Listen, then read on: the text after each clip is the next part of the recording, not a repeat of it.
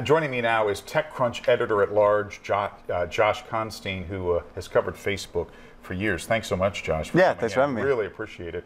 We've already seen, as you saw, some of the opening statements that Mark Zuckerberg's expected to make.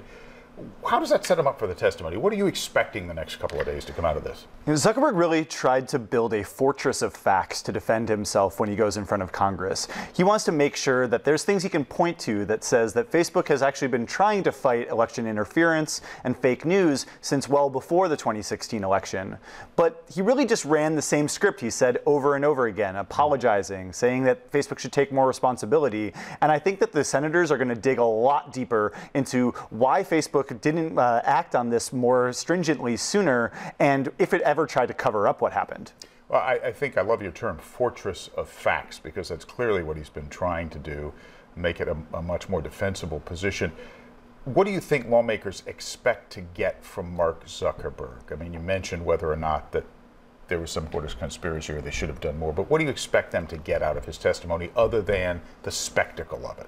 I think they are trying to get a sense of satisfaction. Both the left and the right want somebody to blame for what's gone on with the election. The left wants a reason why President Trump was elected. The right wants a reason that's outside of Trump's own doing for why he was elected. And so people are looking for a reason that they can pin this on Zuckerberg. But I think they're going to find that he will be very defensive and will put up a strong front saying that we did as much as we could to get through this.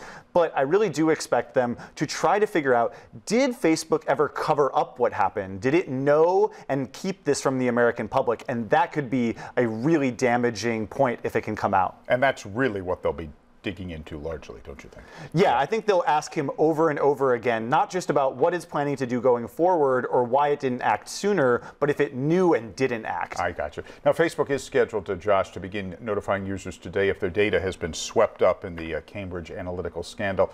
Will this help or hurt the company's perceived trustworthiness? I think amongst users who haven't been paying attention to the news and this whole scandal, they could be pretty shocked to learn that their data might have been given to political actors that could have used it to influence campaigns around the world. But meanwhile, I think people who really do know what's been going on will feel that at least Facebook is being more upfront about what happened and stop finally trying to hide it. You know, Zuckerberg said that it was crazy that fake news and other actors influenced the election soon after the 2016 presidential race, but he's really changed his tune since then. Okay, lastly, quickly, will Zuckerberg resign over this?